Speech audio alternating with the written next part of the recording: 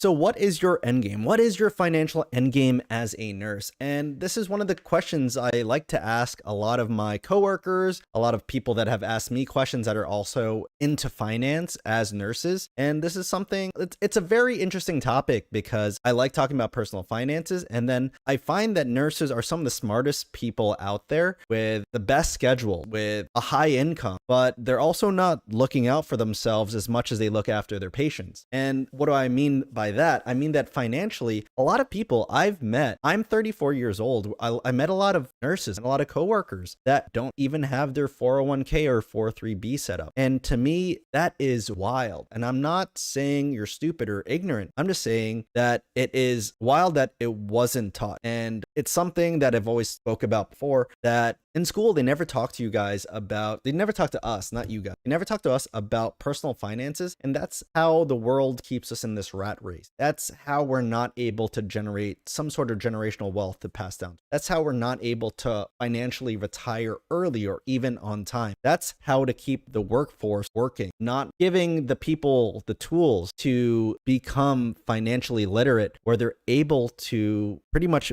have money at their retirement. And this is such a crazy thing for me because I'm 34 years old and I've met people my age, older, and of course a lot of people younger where I work where they haven't started their 401k, 403b, or even have a Roth IRA. I'm not saying you need both. It'd be ideal to have both, but to not have either or to not have one is one of those things that just blows my mind. And it's not on an error of the person because obviously a lot of people go through a lot of things. A lot of people have their own personal finance issues, but even going back to like our orientation, when I started at my job like 12 years ago, they went over everything in this big binder of like your orientation packet. And then there was like a little paragraph that said, oh, if you want to sign up for your employer contributions to your 403b, this is how you do it. And that was about it. So if you didn't like highlight that and you didn't pay attention to that, you probably didn't start it. And the thing that is so crazy to me is that it's leaving a lot of money on the table for yourself in retirement.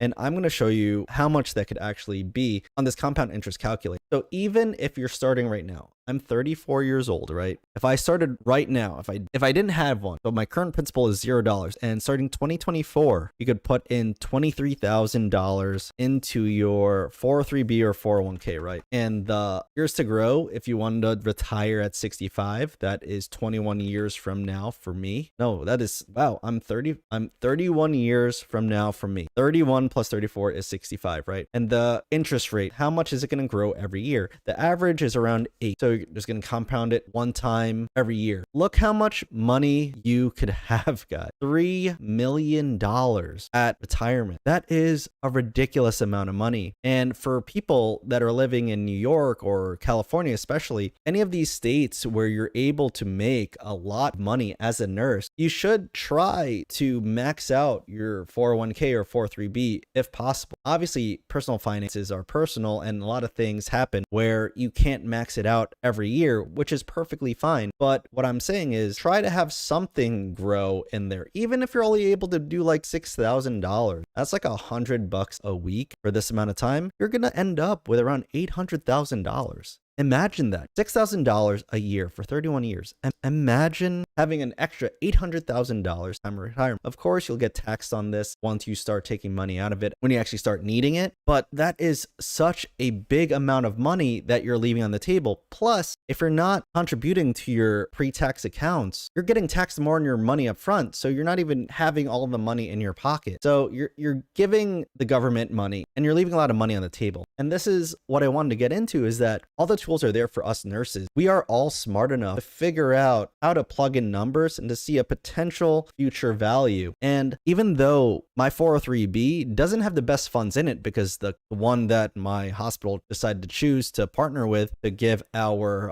403b to does not have the best funds to go into, I did choose the ones that follow the S&P 500. So in my eyes, as long as the S&P 500 is doing well, the top 500 companies in the US, my portfolio is going to do really well. Plus, I am pretty young, so I could pretty much keep it in there for the 31 years, being kind of aggressive towards my my retirement years. But that's a lot of money they could possibly have. That is pretty much just $200,000, under $1 million. And if you have like a brokerage account, or if you have a Roth IRA, if you have any equity in your house, add all those in, your net worth is going to skyrocket as long as you're investing. And this is like something I'm super passionate about, because I don't like to see people that work so hard have nothing at the end of the day. When they retire, or when they're looking to retire and they look at their bank, or they look at their retirement accounts, and then they're like, oh no, I don't have enough money to retire, so that means I'm just going to keep working. I hate that. There are so many people that are at that retirement age where they want to retire, but they can't because they have all this crazy debt, or they don't have enough in their investments. It's just a wild thought that you've worked so hard for all these years, and when the time comes that you actually want to retire, you're not able to, and then you're just working through your